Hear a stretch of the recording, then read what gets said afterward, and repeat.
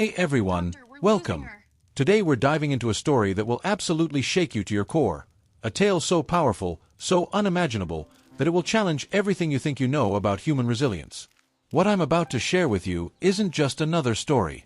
It's proof that even in the deepest darkness, even when evil seems to have won, there's always a chance for light to break through. And sometimes, that light comes from the most unexpected places. Picture this: it's a bone-chilling night in Montana. The kind of night where the wind cuts through you like ice, where shadows dance between towering pine trees, and where normal people stay safely tucked inside their warm homes. But on this particular night, along a desolate stretch of highway south of Bozeman, something absolutely horrific was about to unfold. An old, beat-up gray pickup truck sat parked at the edge of a pine forest. The moonlight, barely visible through the mist, cast an eerie glow on the slushy snow and mud below. Two men moved in the shadows, their figures barely visible in the darkness. They were pulling something from the truck bed, something small, something that shouldn't have been there. "Move it!" one of them barked, his voice harsh and commanding. He wore a wolfskin scarf that covered most of his face, leaving only his eyes visible, eyes that glowed with an intensity that would haunt anyone who saw them. The other man swung open the back door, gripping a flashlight that cut through the dim interior like a blade. What they were doing was unthinkable. They were handling a child, a 15-year-old girl, like she was nothing more than cargo. The first man grabbed her leg and dragged her along as if she were already dead. But she wasn't dead. Not yet. The sight of this child would have broken anyone's heart. Her small body was covered in streaks of blood and dirt. On her left hip, there was a branded mark, a twisted spiral burned into her flesh. Her hair was tangled and matted, her fingernails broken and bloody. Her skin was so bruised and battered that she barely looked human anymore. She stirred slightly, her eyes wide open but completely lifeless. Without any emotion, without any hesitation, the man grabbed her wrist and threw her into the icy ditch beside the road. The sound of her body hitting the frozen ground shattered the silence of the night. "Let's go," he commanded. The truck door slammed shut with a bang that echoed through the forest. The engine roared to life, and then they were gone, disappearing into the darkness as if they had never existed at all. But the girl wasn't dead. Somehow, against all odds, she was still breathing. She groaned softly, her back arching in pain. The lights she saw weren't stars in the sky. They were the haunting memories of violence, screams, and the metallic taste of blood that filled her nightmares. She began to crawl. Every movement sent waves of agony through her broken body. Her hands clawed at the cold, slushy mud as she dragged herself inch by agonizing inch toward a distant glimmer of light. "I must be dead," she whispered in broken English, her voice barely audible above the wind. "I have to be dead." But she wasn't dead. And somehow, through sheer willpower and an incredible desire to survive, she kept moving. Blood flowed from between her legs, mixing with the mud and creating a crimson trail that marked her desperate journey toward salvation. That distant light. It was Bozeman General Hospital.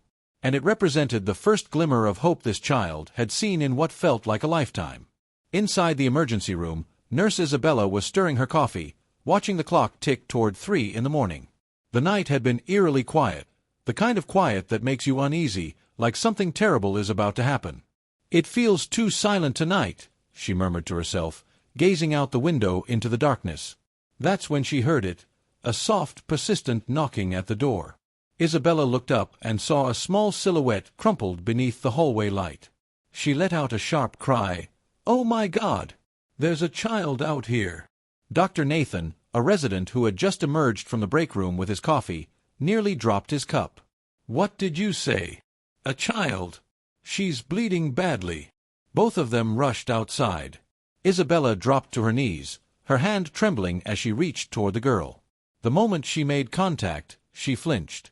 The child's skin was ice-cold, covered in blood, dirt, and the unmistakable smell of burned flesh. "She's burning up with fever," Isabella cried out, her voice shaking with horror and compassion. Nathan scooped the girl into his arms and ran inside. The emergency room doors burst open, and suddenly the quiet night exploded into urgent action. Chief Surgeon Edward Smith had just finished a procedure when he witnessed the scene unfolding before him. He froze completely. "What in God's name is this?" he whispered. Nathan gently placed the girl on a gurney. Blood continued to seep from between her thighs, and her body was exposed and marked in ways that defied comprehension. Edward put on his gloves, his expression becoming cold and professional. He looked down at this child, gaunt, devastated, a sight so unimaginable that it challenged everything he thought he knew about human cruelty.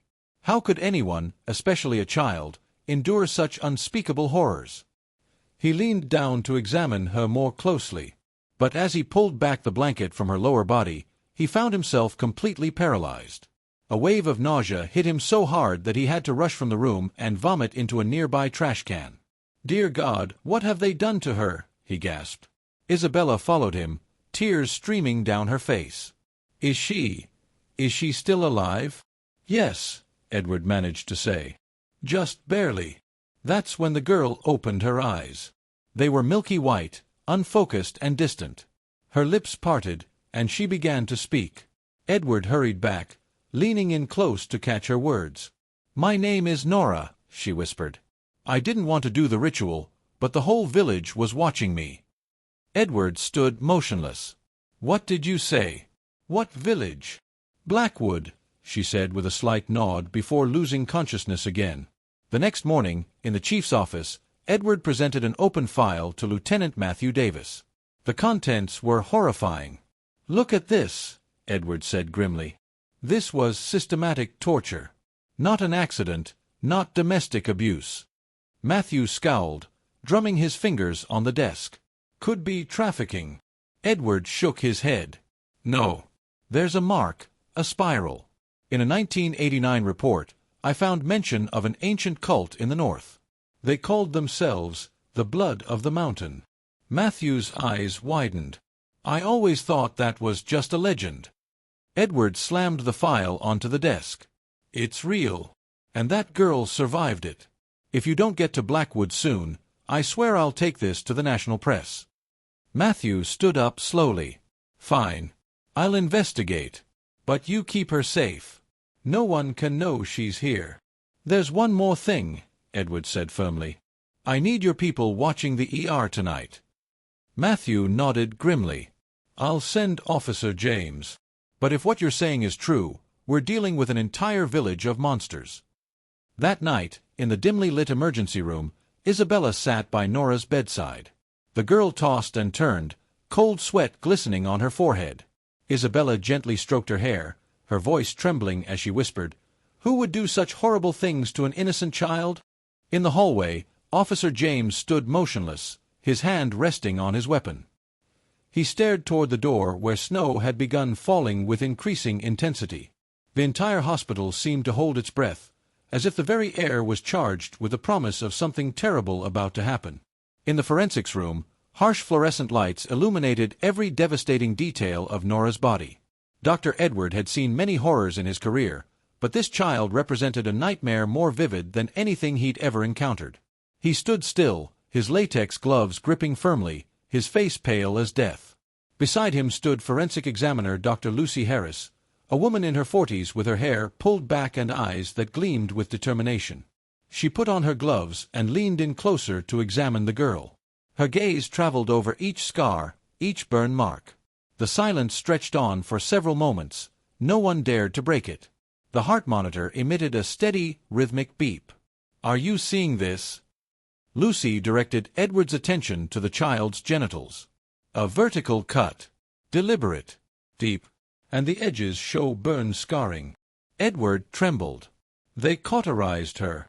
"Even worse," Lucy murmured gently. This had ceremonial significance. Edward leaned in for a better look. A fresh scar marked her lower abdomen, 2 spirals, 2 rings elegantly intertwined, carved with a sharp blade and then burned to create a permanent mark. Lucy nodded in agreement. The ancient symbol of the mountain's blood. A supposed sacrifice cult from the northern regions. But I never imagined. In 1989, I remember a specific case. A girl found in a mountain cave with the same symbol, Edward interrupted. The authorities called it a folk ritual. She didn't survive. Lucy closed her eyes for a moment, absorbing the gravity of the situation. Nora is the first living witness. The door creaked open. Isabella entered carrying medical records and a steaming cup of tea. She just woke up, Isabella said. Spoke a few words. Without hesitation, Edward made his way to the recovery room. Nora lay in silence, her eyes unblinking, staring at the ceiling above. Isabella sat beside her, gently holding her hand. Her voice drifts so softly, Isabella said, like it's woven from the fabric of a dream. But I think it's something you need to hear. Edward leaned closer and spoke softly. Nora, this is Dr. Edward. Do you remember talking to me earlier? Her eyelids fluttered gently, lips trembling. My name is Nora, she repeated. Yes. You are safe now. Is there something you'd like to tell me? She took a deep breath, her throat tightening as she swallowed. Her throat ached with fiery intensity, but she found the strength to whisper, The ritual was something I never wanted to do. I said no, but the midwife said those who refused would die. Edward asked quickly, Which midwife? Where do you live? Blackwood. Up the mountain. Did anyone see what happened to you? She nodded softly, her expression twisting as if she was about to cry. The entire village watched. No one helped me. Isabella broke down in tears. Edward's fists clenched into tight knots. An emergency meeting was called at the Bozeman Police Department. Lieutenant Matthew slammed his palm on the table. Blackwood. In 2004, we had the disturbing case of a missing child. An 8-year-old boy disappeared without a trace. The townspeople said wolves got him. We didn't investigate. Officer James nodded. John Wilson is the village chief. Always stays within the town limits. He was once rumored to organize secret rituals, but we had no evidence. Edward raised his voice. Nora is the evidence. Get up there now. Matthew stared at Edward, his tone firm. Doctor, do you understand the danger we're facing? When an entire village stays silent, it reveals organized crime at its worst. I understand, Edward replied coldly. But if we do nothing, they'll continue. More children like Nora will suffer. After a long silence, Matthew nodded. I'll assemble a team to go to Blackwood. But you need to keep Nora safe. This information stays confidential for now. 3 days later, as Nora lay sleeping, an unexpected convulsion seized her body. Edward burst into the room. The girl sat upright, drenched in sweat, her eyes wide with terror. No. Not again. I don't want to die. Edward held her firmly. You're having a nightmare. You're safe now. This is a hospital. She grabbed his shirt tightly, tears streaming down her face. They tied me to a post and the blood wouldn't stop flowing. I begged them to stop. Isabella entered with a towel. Edward whispered softly, We'll make sure no one ever hurts you again. Never again. That afternoon, a package arrived at the hospital. No return address, Isabella said, signing for it. When she opened it, she discovered a rag doll with its head severed and reattached with red thread. On its back was a spiral symbol drawn in dried blood. A note accompanied it. The girl must not escape. Let her burn. Isabella screamed as the box fell from her hands and crashed to the floor. Edward rushed over, read the note, and his face drained of all color. They know she's here.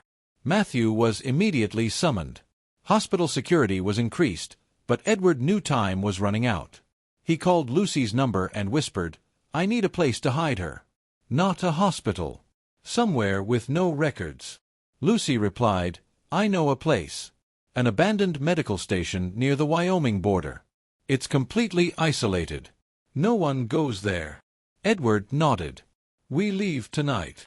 Isabella objected. Shouldn't we wait for the police? Edward stared at her intensely. Choose one, wait here for them to come, or go somewhere they can't find us. Finally, Isabella agreed. I'll gather medicine and emergency supplies. At midnight, an old ambulance driven by Lucy quietly left the hospital. Nora lay motionless on a stretcher in the back, her presence a haunting stillness. Isabella sat beside her, gently holding her hand. Edward occupied the passenger seat, his eyes locked on the rear-view mirror. A strange vehicle appeared behind them for just a moment before disappearing into thin air. Edward whispered, Please God, don't let them find us. Lucy shook her head slightly. Don't pray for divine intervention. Pray for the world to stay quiet. The road into Wyoming was desolate, covered in thick snow. Silence enveloped them. The atmosphere crackled with tension sharp as a knife ready to strike. They arrived at dawn. The old medical station loomed before them, windows shattered, walls covered in moss. Edward carefully lifted Nora and carried her across the threshold, laying her on the dusty wooden bed. Isabella lit an oil lamp. "This place is colder than I expected." Edward sighed wearily. "But at least we're hidden." The wind outside grew more persistent. Deep in the forest, an owl emitted a haunting cry, an ominous signal of the storm to come. Meanwhile, 3 armored police vehicles crept steadily along the winding dirt road leading to Blackwood. Snow had been falling relentlessly since dawn, turning the earth into a slick expanse of mud that clung to the license plates. Lieutenant Matthew occupied the front seat, staring intently at the GPS screen. James gripped the steering wheel, his gloved hands trembling slightly. "Creepy town," James muttered under his breath. "I was here once as a trainee. Cold as hell and so quiet it drove you crazy." "Keep the chatter to a minimum," Matthew instructed sharply. "We're not here for sightseeing." In the back seat, Officers Ellen and Tom checked their firearms. Each wore bulletproof vests equipped with chest cameras and earpieces that stayed constantly active. "Any signal?" Matthew asked through the comms. "Weak," Tom replied. "Really weak. Could be a jamming device in the area." "Or maybe the snow," Ellen suggested. "Could be both," Matthew murmured, his voice heavy as lead. Blackwood appeared as a dark stain against the pristine white of the mountain slope. More than 20 houses stood with decaying roofs, their stone walls covered in moss, windows tightly sealed with heavy cloth. Complete silence reigned. Not a single dog barked, no roosters crowed. Just the hush of silence and the gentle fall of snow. In the village square, the police vehicles came to a halt. An elderly figure in a wool cloak, supported by a sturdy cane, emerged from the largest house. "Village Chief John Wilson," Matthew muttered. "There he is." John approached deliberately, his gaze unwavering as he regarded the officers as if they were strange beings from another world. "Welcome," he said, his voice flat and emotionless. "What brings you out in a snowstorm?" Matthew stepped forward, his badge gleaming as he held it up. "Bozeman Police Department. We're here to investigate a ritualistic crime involving a child named Nora. She said she used to live here." John remained still. After a brief pause, a subtle smile crossed his lips. "There's no one by that name in Blackwood. You're in the wrong place." James stepped forward, locking eyes with him. "A spiral scar marks the girl's hip. I'm sure the village chief knows what I mean." "We don't deal with nonsense," John replied, his eyes shadowed with intensity. "If you've come to make wild accusations, you should leave before sunset." Matthew stepped back and whispered to James. "He's stalling. The whole village knows. Look at their windows." James gestured toward the broken windows where vague silhouettes lingered, staring intently at them. "Split up. Search the area." "But no one goes alone," Matthew commanded into the radio. The police formed 2 teams. Ellen and Tom went to the storage barn at the village's edge. Matthew and James made their way to a clearing behind an abandoned church. That's when they found it. A charred wooden post standing alone in the center of the yard. Rusty chains hung from it, and at its base, stuck to the burned wood, was a small piece of singed human skin. James gasped. "Jesus Christ!" Matthew crouched down, picked it up with his gloved fingers, and immediately dropped it. "We'll get DNA confirmation later, but I don't need tests to know someone burned to death here." They heard footsteps approaching from behind. A middle-aged woman in a brown cloth coat, her face marked by life's trials and cold air, approached with measured steps. She looked at the charred flesh and murmured softly, "She should have died." Matthew spun around. "What did you just say?" The woman remained silent. She turned gracefully and slipped away into the shadows of a narrow alley. "They know," James exclaimed. "Everyone knows." Matthew stood motionless for a moment before shouting into the radio, "All units converge on the village center. Contact headquarters. Initiate criminal investigation protocol." "Signal's gone," Ellen's voice pierced the airwaves in a desperate scream. "We've been cut off." At that moment, the church bell tolled, its source a mystery to all who heard it. The sound sliced through the atmosphere, and from every shadowed alley and creaking doorway, the inhabitants of Blackwood emerged. Each figure wore heavy wool coats, their necks wrapped snugly, gazes vacant and unseeing. In the heart of the square, they gathered in a silent circle, their eyes fixed intently on the police officers. Ellen and Tom reappeared, their faces pale. "We're surrounded." With a steady hand, Matthew drew his weapon. "No one shoots unless shot at. But nobody moves. We need to get evidence out of here." John entered the center of the circle. His voice resonated in a cadence reminiscent of a chant ingrained in him since birth. To betray the ritual is to betray the very essence of the land itself. The entire village responded, "The earth demands sacrifice." Matthew shouted, "You're breaking the law. This is murder and torture." Silence filled the air. No one replied. Every gaze fixed on the uniformed officers, not with hatred, not with fear, but with a profound denial of their very humanity. Back at the medical station, Lucy sat in the vehicle, focused on the radio, when something unusual caught her eye. She tried to reach Matthew, but the signal showed disconnected. Only static remained, followed by complete silence. "It started," she whispered. Inside the abandoned, freezing medical station, shadows enveloped everything. Lucy flicked on her flashlight, casting light into the darkness.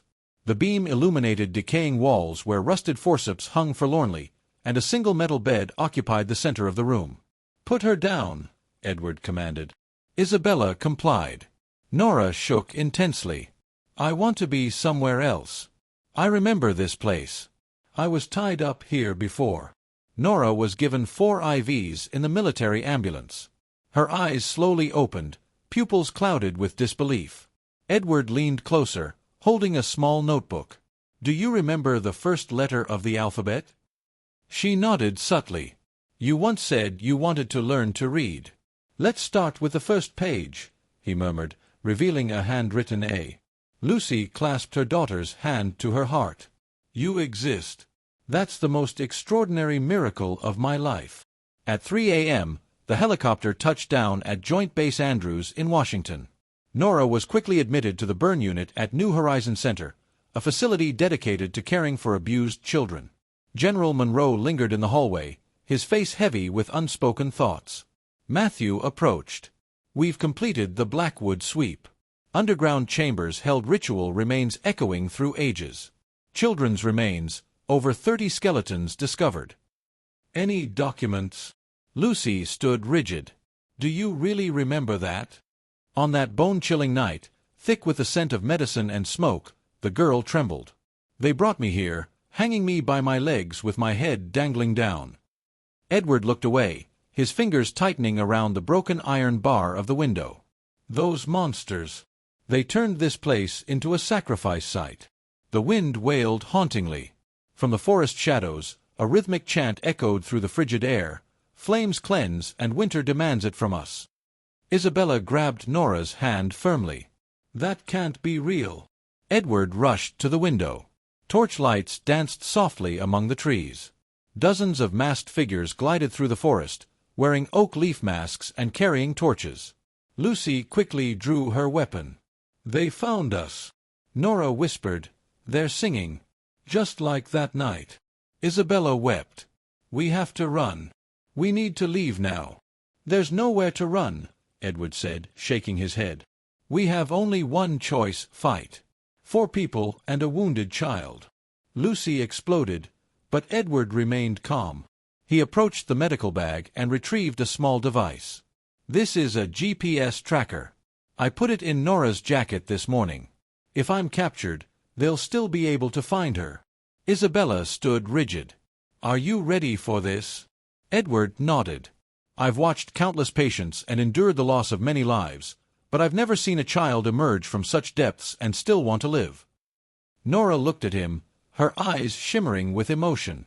"I still want to live, but they wouldn't let me." Lucy quickly secured the door. "Access to this place won't be easy." Footsteps began echoing in the corridor outside, steady, resonant, and rhythmic like a heartbeat. A beam of light cut through the cracks. A soft voice called out, "Surrender her and we'll leave quietly." Edward shouted defiantly, "No one gets surrendered. You're all sick." The voice continued hauntingly, "The girl is a child of the mountain. Her blood is the sacred promise. We're only fulfilling what was prophesied."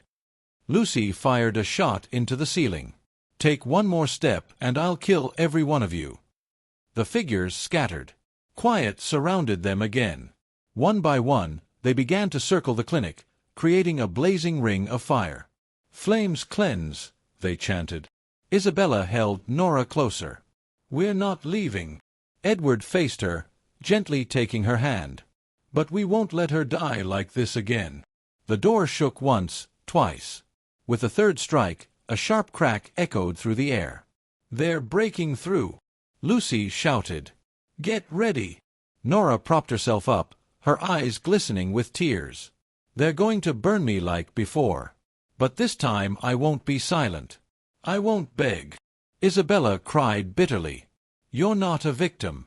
You're a person." Finally, the door burst open with sudden force.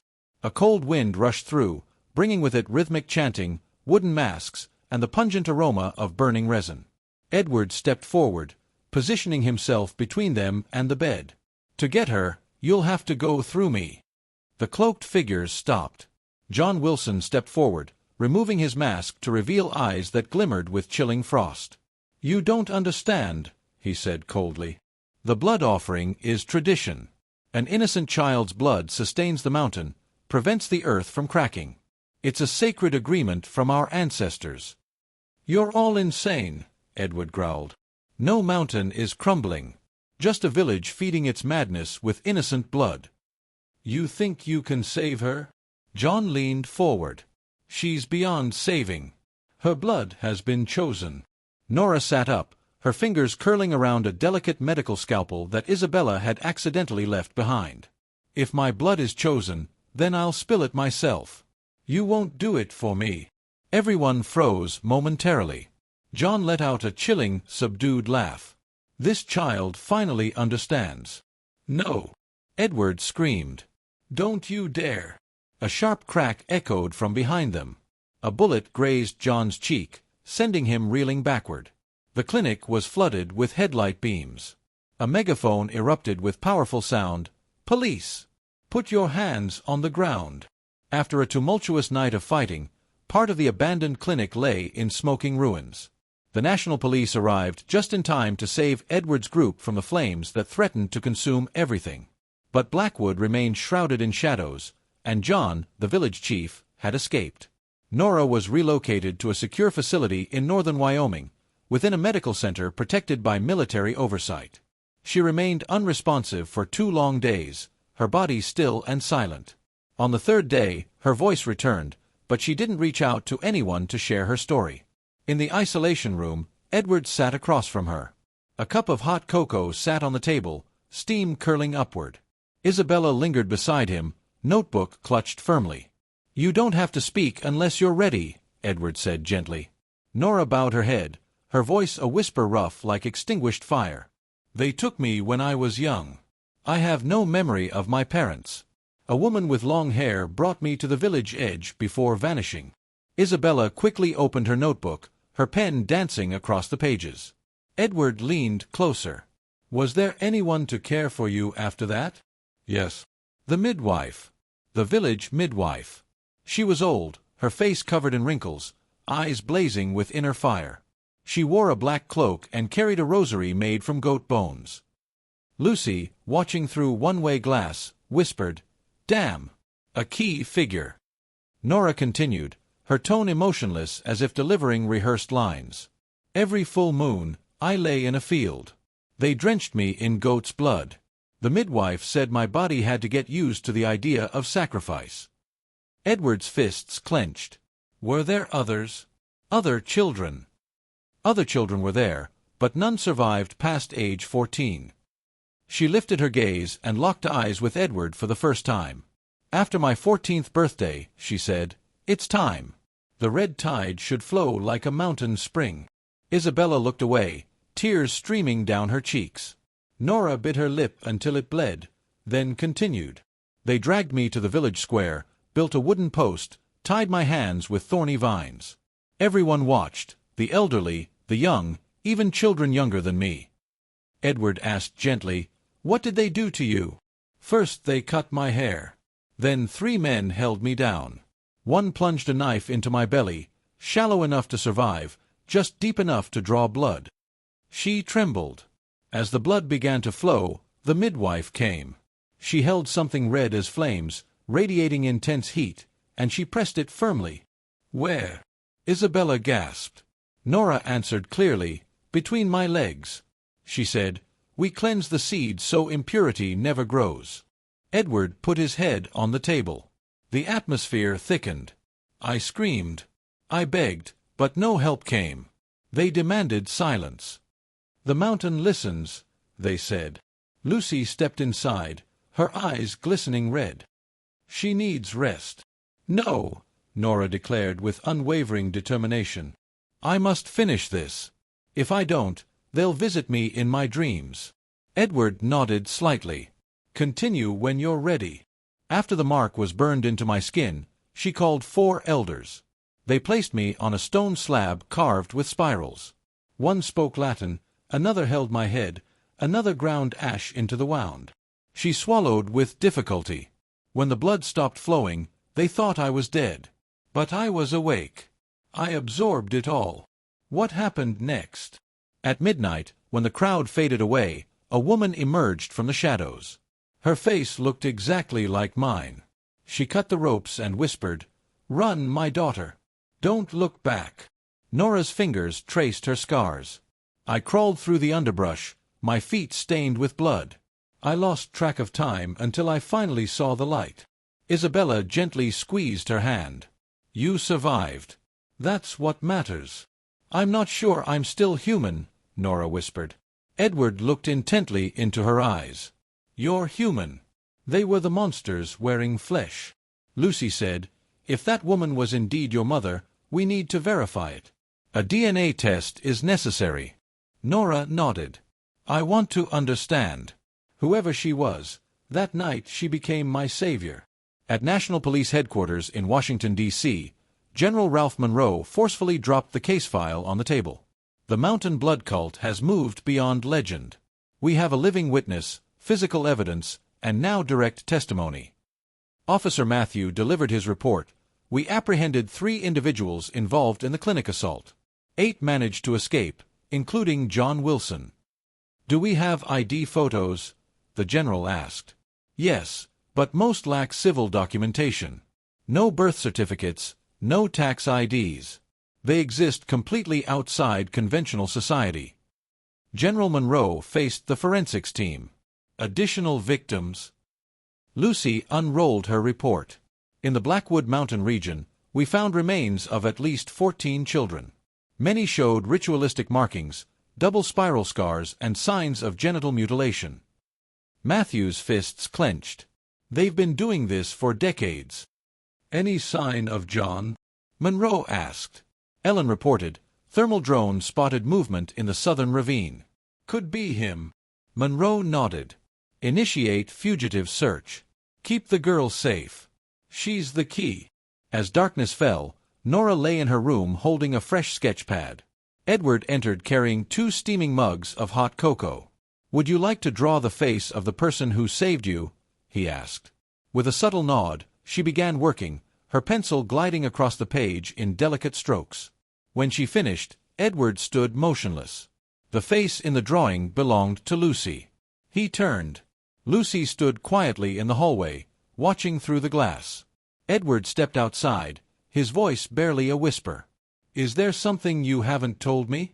Lucy paused in silence, then spoke words scarcely louder than breath. "Nora is my daughter." On Christmas Eve, soft snow covered northern Wyoming. The wind cut through the air with stinging sharpness as temperatures dropped to -10 degrees. But within the military-secured isolation facility where Nora was held, tension crackled like a fuse ready to spark. Dr. Edwards sat by the window, staring at Lucy, who had remained silent for 3 hours since her revelation. Nora was her biological child. "What will you tell her?" Edward asked without turning. Lucy breathed out, her eyes glistening. I'm not sure. I once thought hiding the truth was protecting her, but all I did was guide her into the abyss. Edward looked at his notes. Do you remember who gave your daughter to that village midwife? Lucy's eyes flickered with uncertainty. A man named Jacob. He followed me during college. When I discovered my pregnancy, I left Washington in fear, seeking distance from my family. He led me to Blackwood, claiming it was sanctuary. And he sold you to them, Edward said bitterly. No. He didn't sell me. He belonged to them. Suddenly, a door opened. Isabella stepped inside, her face pale. We have a problem. A jamming device has been detected within 5 kilometers. Internal communications have dropped 70%. They're coming. Edward stood abruptly. How many men do we have? Only 3 guards.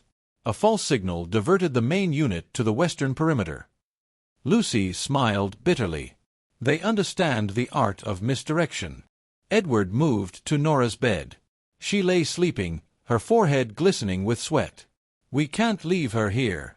Not with madmen approaching. Where do we go? Isabella's voice cut sharply through the air. Edward pulled out a map from his coat. Underground lies a maintenance tunnel leading to St. Paul's Church, about 2 kilometers from here. If we arrive before they discover us. I'm going with her, Lucy interjected. Isabella shook her head. No. If we're discovered, one of us needs to stay behind to create a distraction. Edward looked at both women. Then I'll take Nora. You both stay here. No, Lucy stated firmly. I'm her mother. I won't let her walk alone again. Isabella grabbed Edward's hand. Time's run out. Let's go. After 20 minutes, the medical wing window creaked open. Edward carried Nora on his back while Lucy led with an infrared flashlight.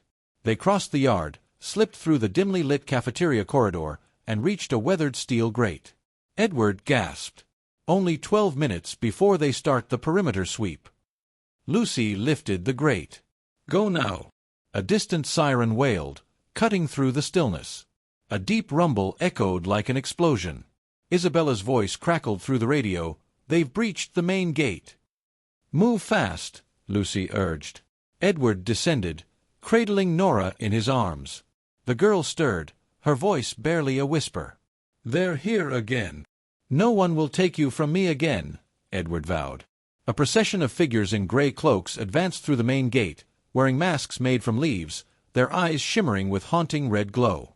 Their chant resonated with unwavering rhythm, flames cleanse, and winter demands it from us.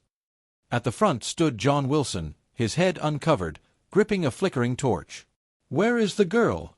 He growled at a captured guard. Betrayers of our sacred earth. He lifted the torch high. Behind him, dozens brandished spiral-shaped branding irons. The flames will purify the stain on the mountain. Isabella drew her weapon and fired a shot into the sky. No one moves forward. John curled his lip in disdain. An entire generation cannot be stopped. But I could aim for your head, she replied. She heard footsteps behind her. Isabella turned, but it was too late. A towering figure had approached stealthily and seized her firearm. She fought valiantly, but a powerful blow landed on her shoulder, sending her crashing down. She was delaying, John remarked. They're escaping through the drains. A tunnel leads to St. Paul's Church, a voice responded. John raised his hand. Split up. Burn every route. Flush them out like vermin. In the shadowy tunnel, Edward and Lucy ran, surrounded by dripping water and echoing footsteps. They're behind us, Edward gasped. They know the tunnel. Lucy carried Nora in her arms, breathing heavily. We're almost at the exit. Suddenly, thuds echoed in the distance. The flashlight beam revealed a blocked escape, a steel gate secured with a padlock from outside. Damn! Edward exclaimed. Lucy gently placed Nora down. Force it open. Edward extracted a surgical knife, trying to insert it into the narrow gap. Sweat cascaded down his face despite the bitter cold. How far to the church? 50 meters, but if we can't get through. The sound of chanting echoed behind them, then flickering torchlight. Flames cleanse. Lucy surveyed their surroundings. There, an air duct.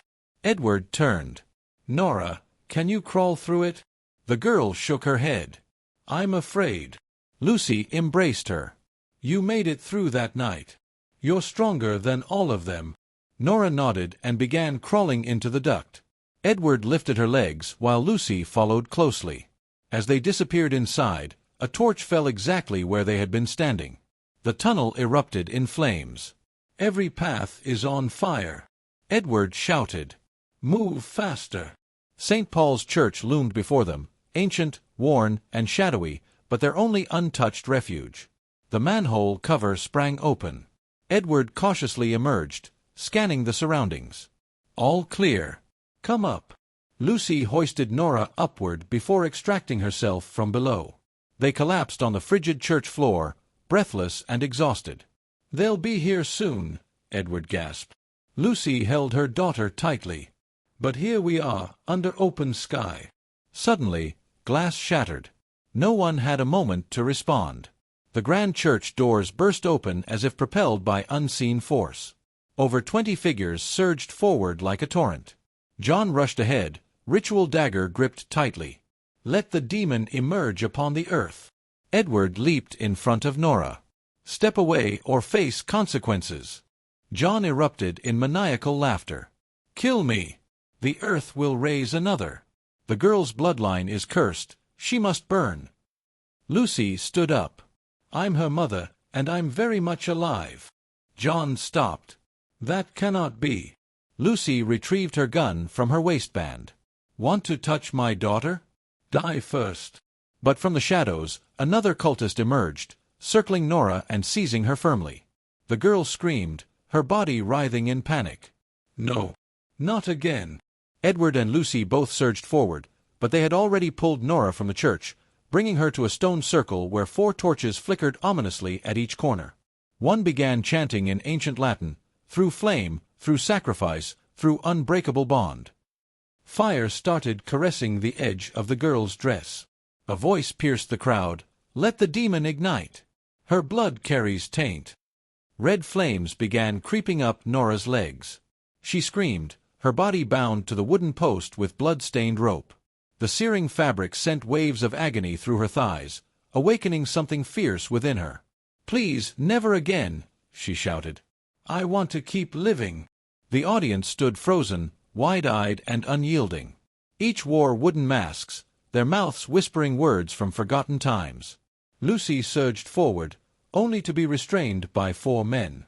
Edward fell, his head colliding with stone steps, blood streaming from his forehead. He crawled forward, shaking, his eyes blazing with fierce red glow. That's enough. Leave her alone, he shouted.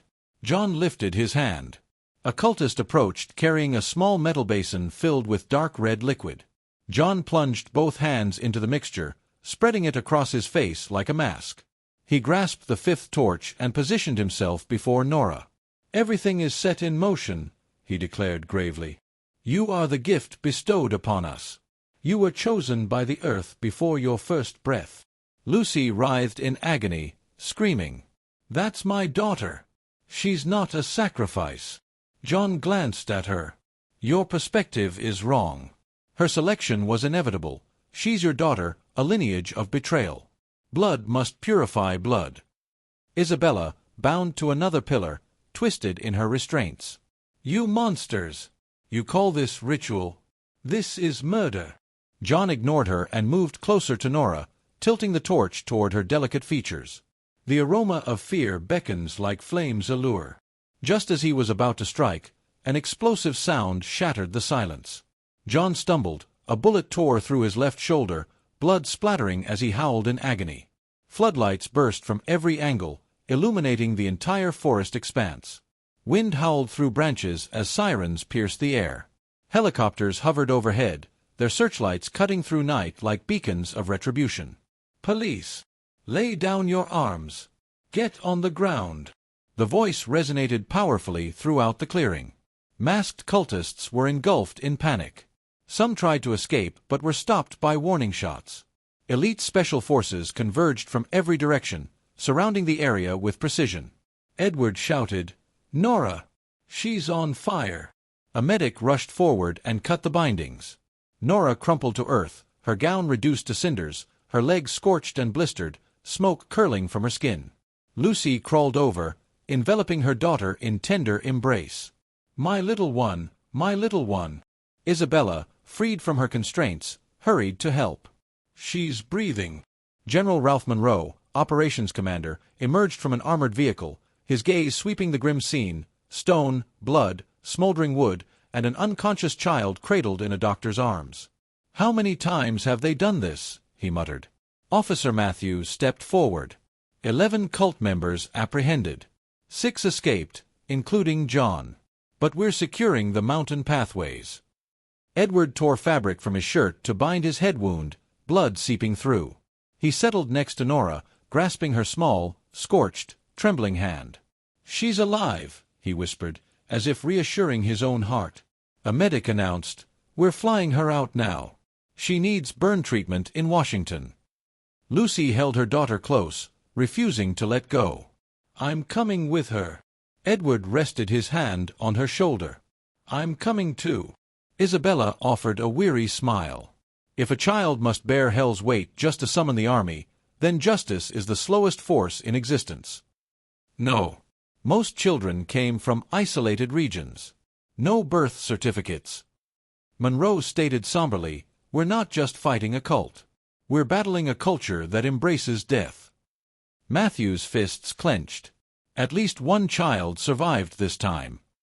In the quiet recovery room, Edward, Lucy, and Isabella gathered around Nora's bedside.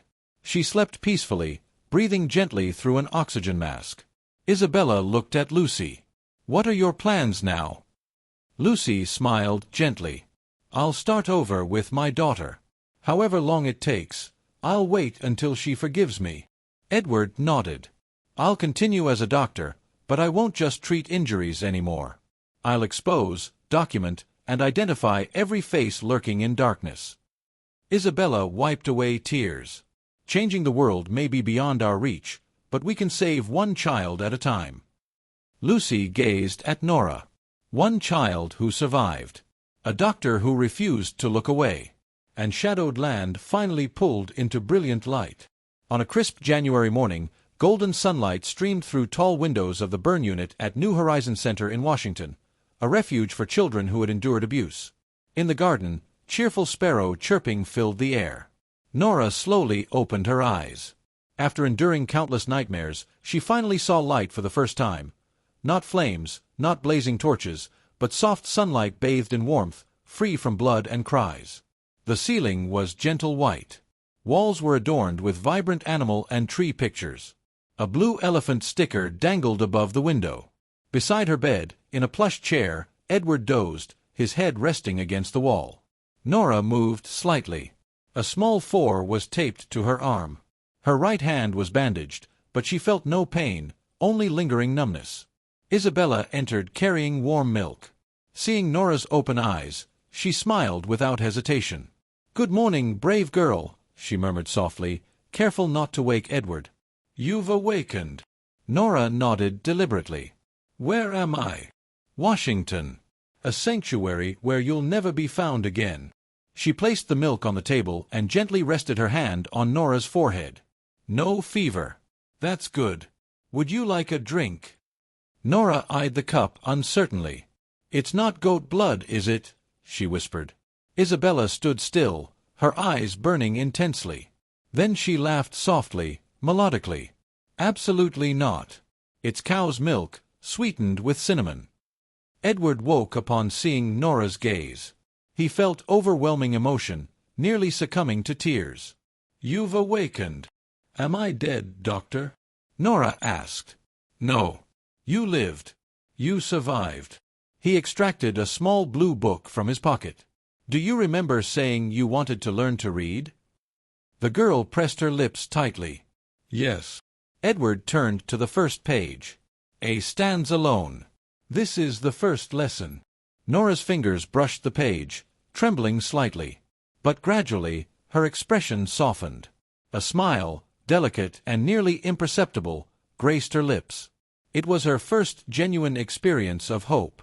Lucy entered carrying pristine white tulips. "Do you like flowers?" Nora nodded gracefully.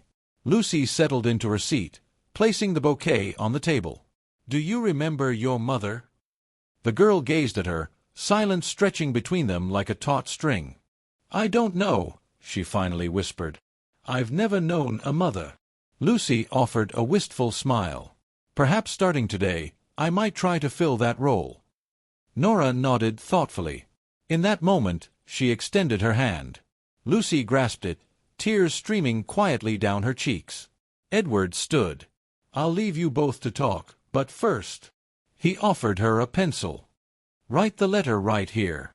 Nora wrote with trembling hand, the line uneven but unmistakable. Lucy beamed with delight. A. The first letter of love. "Love?" Nora inquired. "Yes. The first word I want to teach you." A week later, Nora's health had improved dramatically. She ate, walked independently, and practiced reading with Edward every morning. Each afternoon, Lucy told her stories of flowers, the sea, and her vibrant youth before life darkened.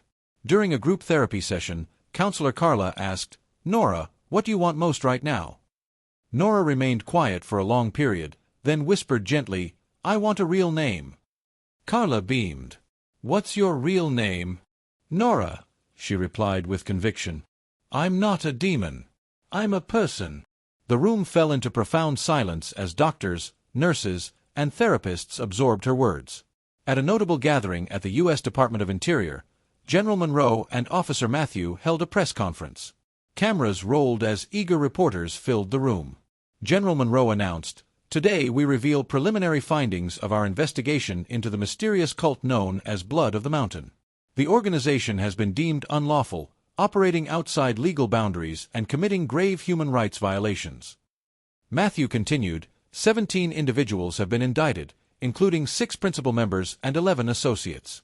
Charges include child torture, unlawful religious rituals, conspiracy to commit murder, and concealing human remains. A journalist asked, "What about the other children?" Matthew responded, "We successfully rescued 12 other children from Blackwood and neighboring regions.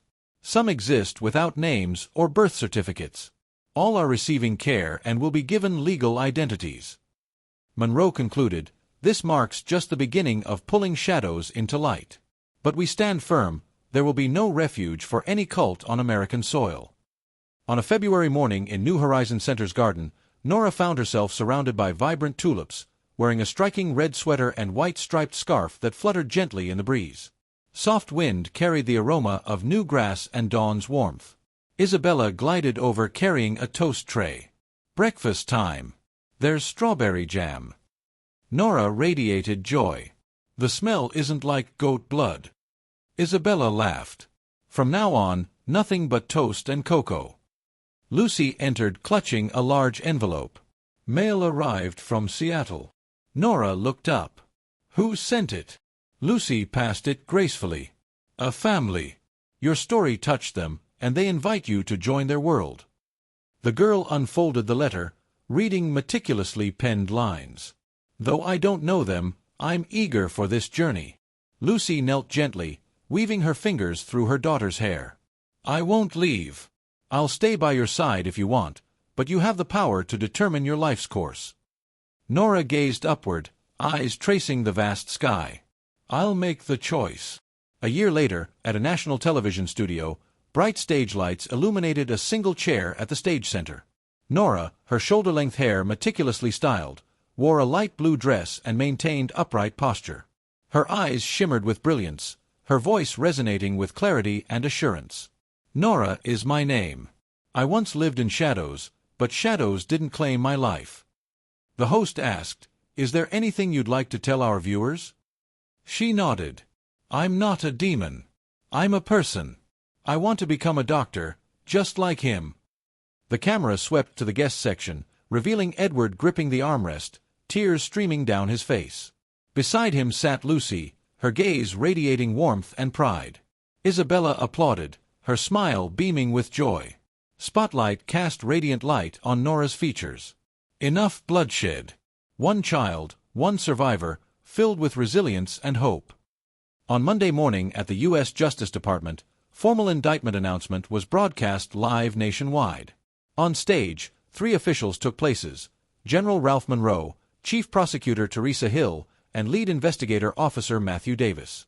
The auditorium brimmed with journalists. Teresa approached the podium, voice resolute. Today we formally announce that the organization known as Blood of the Mountain is classified as a criminal cult and permanently prohibited throughout the United States. Soft whispers flowed across the room. She continued, 17 individuals have been formally indicted. 11 have been apprehended, while 2 key figures died during armed conflict. Matthew contributed, charges include performing rituals violating human rights, child torture, conspiracy to commit murder, body concealment, and involving children in illegal religious ceremonies. A journalist raised their hand. Reports indicate numerous victims lack distinct identities. Can you verify? General Monroe replied, that's accurate. Throughout our investigation, we discovered at least 14 children lacking birth certificates, medical records, or any civil identification. These children are in national protective care, working toward legal identities. Another journalist inquired, what about the girl named Nora, the sole known living witness? Matthew responded, she has completely recovered and now lives with an adoptive family in Seattle. Moreover, she's embarked on an extraordinary journey. Teresa beamed warmly. She declared, and I quote, my true name is Nora. I'm no demon. I'm a human being. I want to become a doctor, just like him. A year later, at St. Andrew's High School in vibrant Seattle, in the serene sun-drenched courtyard, Nora sat by the classroom window holding a fundamental biology book. Her raven locks were precisely gathered, her ivory shirt immaculate and sharp. Lucy, a volunteer teacher, strolled by and stopped, captivated by her daughter's radiant smile. How far have you read? The section on blood. The essence of life flowing through living vessels. Not the same as before. Lucy settled beside her. You've emerged from it. Nora glanced at her. I want to heal others like Dr. Edward. Lucy nodded slightly. Then you need a companion for your journey. The rear door creaked open. Edward entered wearing his long gray coat, now adorned with a national medal pin on the left chest. Hello, Doctor, Nora smiled. Are you ready? Nora rushed toward him, enveloping him in warm embrace. I know from A to Z now. Let's explore the heart. The National Medal of Courage and Humanitarianism ceremony took place at the Capitol. On the expansive screen, images unfolded of Blackwood rescue operations, showcasing joyful expressions of once captive children. The host announced, today we honor a man who faced adversity head-on, who chose to stand amid flames, Dr. Edward Smith. The auditorium erupted in applause. Edward stepped onto the stage, eyes glistening with unshed tears. The medal was bestowed by the president. The president asked, would you share your thoughts? Edward nodded, advancing to the microphone. Every soul is meant to embrace light. But when we witness a child falling into a black hole, we face a choice: look away or extend a hand. I'm not a hero. I just made contact. Below the stage, Nora grasped Lucy's hand, eyes glowing with excitement. In June, on her first journey to the shore, Nora ran over pristine white sands of Cape Cod, clutching a wide-brimmed straw hat. Lucy reclined beneath a beach umbrella, smiling as she observed her daughter. Edward was building sandcastles alongside other children saved from Blackwood. She's truly blossoming, Isabella remarked, sitting next to Lucy. Once I thought she'd never smile, Lucy whispered. Isabella tightened her grasp. But she illuminated the path for the world to rise. A fresh nameplate was placed outside a New Horizons Center classroom, Nora Smith Room, Department of Adolescent Trauma Recovery. At the opening ceremony, young Nora, just 15, stood before over 100 guests wearing a pristine white lab coat. She grasped the microphone with steady hands. I don't remember all the past details, but I remember those who held my hand in uncertainty, who caught me as I fell. Now I want to join their ranks, for children who continue to fall. Applause erupted throughout the room. Edward whispered to Lucy, she illuminates the path for others, bearing scars that once seared her soul. Lucy replied, "and she does it without harboring revenge." In a maximum security prison, John Wilson sat on a frigid stone bench, hands bound in chains. Heavy glass stood between him and prosecutor Teresa Hill. "Do you have final words before trial?" she asked. John smiled slyly. "Do you think what you call justice can stop the mountain?" Teresa remained silent, setting a file on the glass table. 63 individuals fell victim. 17 endured. 1 became our key witness. John squinted, gaze sharpening. "She still breathes." Teresa leaned closer. "She exists beyond survival. She's becoming a doctor. She smiles, she learns, she's surrounded by a family that cherishes her deeply." For the first time, a shift flickered across John's face. He muttered, "She was meant to be consumed by ritual flames." Teresa stood. "No.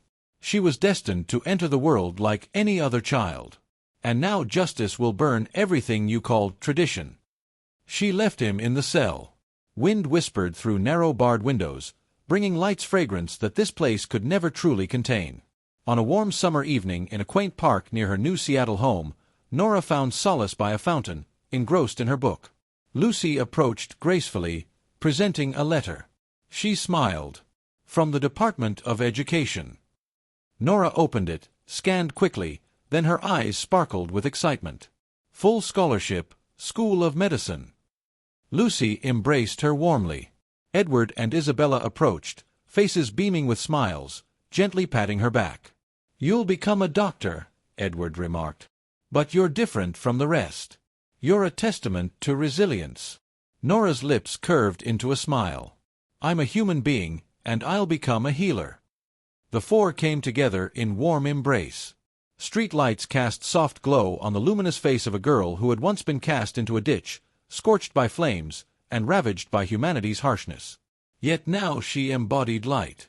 Nora's story stands as profound tribute to the enduring power of bravery, empathy, and righteousness. Despite being nurtured in shadows, she discovered illumination through unwavering gazes of those who confront evil head-on. Through her, we learn that one individual rising to the occasion, one hand extended, can alter a child's destiny. Though shadows may stretch long and envelop all, light's arrival is an unwavering force that triumphs in the end. Above all, it's crucial to remember, victims are not demons. They possess humanity. They deserve to exist. And that, my friends, is a truth worth fighting for every single day. Thank you for joining me on this incredible journey. Nora's story reminds us that even in our darkest moments, hope can survive. Even when evil seems to have won, love finds a way to break through. If this story moved you like it moved me, hit that like button, subscribe for more powerful stories that matter, and share this with someone who needs to hear it today. Because sometimes, sharing a story can be the hand that reaches down to pull someone out of their own darkness. Until next time, keep believing in the light.